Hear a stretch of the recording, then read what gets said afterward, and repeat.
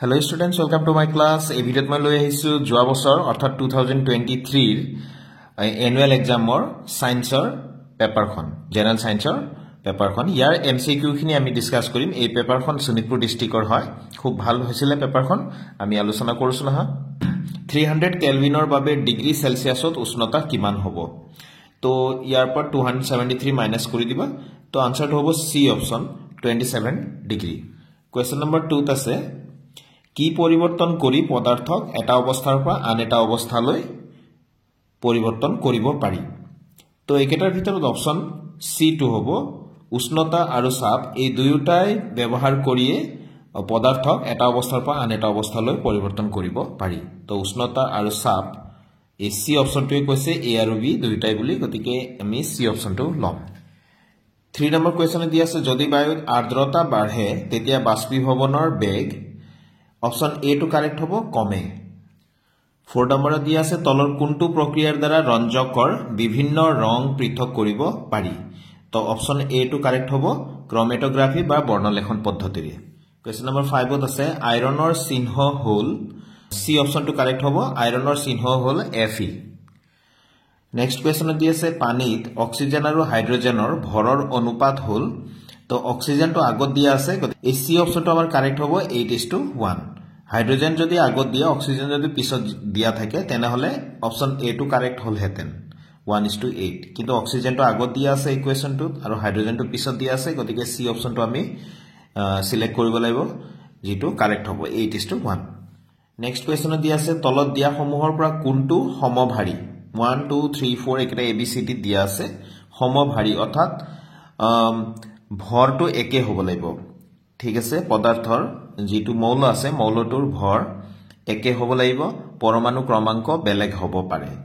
তো ইয়াতে চোৱা ওপৰৰ আমি একে ভৰটো আমাৰ ওপৰত যি দুটা সংখ্যা দিয়া থাকে ওপৰৰ সংখ্যাটোৱে ভৰ বুজায়, তলৰটোৱে পৰমাণু ক্ৰমাংক বুজাব। গতিকে ওপৰৰ দুটা যি দুটাত একে আছে ইয়াত চোৱা এই দুটা একে আছে আৰু পৰমাণু ক্ৰমাংক ভিন্ন, গতিকে এইটোৱে আমি কাৰেক্ট অপশন ল'ম, ঠিক আছে। ইয়াতে আকৌ দুটা মৌল দুটা বেলেগ বেলেগ হ'ব লাগিব, পৃথক হ'ব লাগিব, এই দুটাও নহব। ইয়াতে ও দিয়া আছে, ইয়াতে এ আৰু কে দিয়া আছে।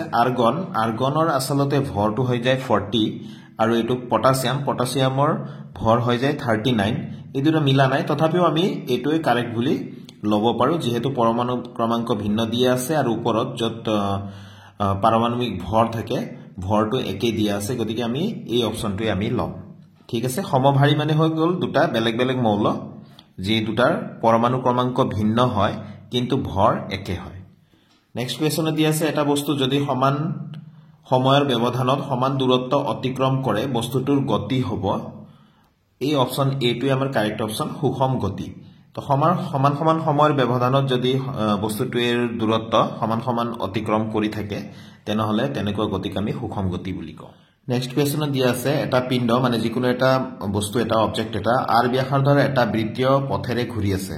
এটা এনেকুৱা এটা পথ আছে বৃত্ত আকাৰৰ পথ যাৰ ব্যাসাৰ্ধটো হৈ গ'ল আৰ, তাতে ঘূৰি আছে এই বস্তুটো পিণ্ডটো। অৰ্ধবৃত্ত অতিক্ৰম কৰোতে হৰণ হ'ব ব্যাস হয়, ব্যাস মানে 2r, ব্যাসাৰ্ধৰ দুগুণ, গতিকে সি অপশনটো আমাৰ কাৰেক্ট অপশন হ'ব 2r। নেক্সট কোৱেশ্চনত দিয়া আছে নিম্নলিখিত কোনটো মন্তব্য শুদ্ধ? প্ৰথমত দিয়া আছে দ্ৰুতি আৰু বেগ দুয়োটাই একে, তো এটো অশুদ্ধ, দ্ৰুতি আৰু বেগ একে নহয়। বি অপশনটো দিয়া আছে দ্ৰুতি স্কেলাৰ ৰাশি অৰ্থাৎ অদিশ যাৰ মানে দিশ নাই, আৰু বেগ হৈ গ'ল ভেক্টৰ ৰাশি সদিশ অৰ্থাৎ বেগৰ দিশ আছে, গতিকে আমাৰ অপশন বি টো আমাৰ শুদ্ধ অপশন। সি চাও কি দিয়া আছে দ্ৰুতি ভেক্টৰ ৰাশি আৰু বেগ স্কেলাৰ ৰাশি বুলি কৈছে, তো দ্ৰুতি আচলতে স্কেলাৰ ৰাশি হয় আৰু বেগ হৈ গ'ল ভেক্টৰ ৰাশি, গতিকে সি অপশনটো আমাৰ কাৰেক্ট নহয় আৰু এটোটো দিয়া আছে এটাও নহয় বুলি এটো বাদেই দিলো। বি অপশনটো আমাৰ কাৰেক্ট হ'ব যে দ্ৰুতি স্কেলাৰ ৰাশি আৰু বেগ ভেক্টৰ ৰাশি। নেক্সট কোৱেশ্চনটো দিয়া আছে ভৰ বেগৰ এসআই একক কি? তো ভৰ বেগ মানে হৈ গ'ল ভৰ পূৰণ বেগ, ভৰৰ এসআই একক হৈ গ'ল কিলোগ্ৰাম আৰু বেগৰ এসআই একক হৈ গ'ল মিটাৰ পাৰ ছেকেণ্ড। তো আমাৰ সি অপশনটো শুদ্ধ হ'ব। এটো অকমান লিখাত অকমান ভুল হৈ আছে, মই ইয়াত কাৰেক্টলি লিখি দিছো কিলোগ্ৰাম মিটাৰ প্ৰতি ছেকেণ্ড, তো মানে এছৰ ওপৰত -1 দিব লাগিব, প্ৰতি ছেকেণ্ড বুজাব, তো কিলোগ্ৰাম মিটাৰ পাৰ ছেকেণ্ড বুলিও কোৱা যায়। 12 নম্বৰ কোৱেশ্চন দিয়া আছে কোনটো সূত্ৰই সাঁতোৰৰ বিষয়ে ব্যাখ্যা কৰে? তো গতি বিষয়ক প্ৰথম সূত্ৰ গতি বিষয়ক দ্বিতীয় সূত্ৰ গতি বিষয়ক তৃতীয় সূত্ৰ এটাও নহয় বুলি কৈছে তো সি অপশনটো আমাৰ কাৰেক্ট হ'ব গতি বিষয়ক তৃতীয় সূত্ৰ 13 নম্বৰ কোৱেশ্চন দি আছে এটা বস্তুৰ ওজন পৃথিৱীত বেছি আৰু চন্দ্ৰত কম পৃথিৱীত কম চন্দ্ৰত বেছি পৃথিৱী আৰু চন্দ্ৰত সমান ওপৰৰ এটাও নহয় এই অপশনটো আমাৰ অপশন এ এইটো আমাৰ শুদ্ধ অপশন হ'ব এটা বস্তুৰ ওজন পৃথিৱীত বেছি হ'ব আৰু চন্দ্ৰত কম হয় যেহেতু চন্দ্ৰৰ মাধ্যাকৰ্ষণিক শক্তি পৃথিৱীতকৈ বহুত কম 14 নম্বৰ কোৱেশ্চন দি আছে ক্ষমতাৰ একক হৈছে তো এইকেটাৰ ভিতৰত সি অপশনটো আমাৰ কাৰেক্ট অপশন ওয়াট হৈ গল ক্ষমতাৰ একক তাৰ পিছত কোৱেশ্চন দি আছে তলত দিয়া কোনটো প্ৰতিধ্বনি হৃদয় লেখত ব্যৱহাৰ কৰা হয় তো এটো হৈ গল আল্ট্ৰাসাউন্ড অপশন এ টু অতি শাব্দিক তৰংগ আল্ট্ৰাসাউন্ড তো স্টুডেন্টস এইকেটা আছিল ফিজিক্স আৰু কেমিষ্ট্ৰিৰ মানে পদাৰ্থ বিজ্ঞান আৰু ৰসায়ন বিজ্ঞানৰ এতিয়া আমি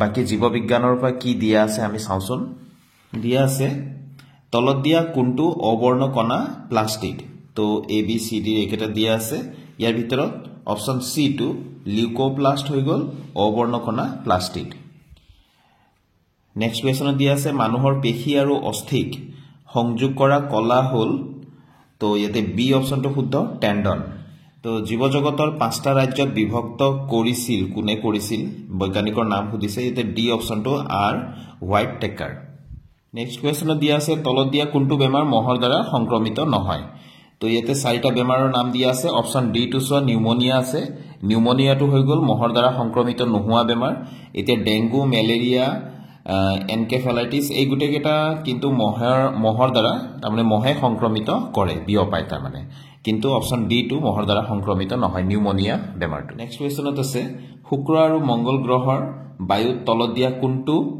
গেছ বেছিকৈ পোৱা যায় তো ইয়াতে অপশন এ টু কাৰ্বন ডাই অক্সাইডটো শুক্ৰ আৰু মঙ্গল গ্ৰহৰ বায়ুত খুব বেছি আছে সেইকাৰণে তাতে জীৱ থকাটো সম্ভৱ নহয় তাৰ পিছত কোৱেশ্চনত আছে তলৰ কোনটো উদ্ভিদৰ ক্ষুদ্ৰমাত্ৰিক অনুপোষক তো ক্ষুদ্ৰমাত্ৰিক অনুপোষক হৈ গল ইয়াতে একেটাৰ ভিতৰত সি অপশনটো আইৰন তো অনুপোষকৰ বিষয়ে ভালকে তোমালোকে পঢ়ি লবা ভেৰি ইম্পৰ্টেন্ট এইটোৰ ওপৰত কোৱেশ্চন থাকে তো স্টুডেন্টস এই কোৱেশ্চন পেপাৰখনত ইমানে এমসিকিউ আছে এমসিকিউ গুটেকেটা কৈ দিলো গুটেকেটা ইম্পৰ্টেন্ট তোমালোকে মুখস্থ কৰি ৰাখিবা এনে ধৰণৰ এমসিকিউ পাৰিলে মই আৰু কেটামান কোৱেশ্চন পেপাৰৰ পৰা লৈ আহিম যাতে তোমালোকৰ সহায় হয় তো আজিলৈ ৰাখিছো thank you students keep watching my channel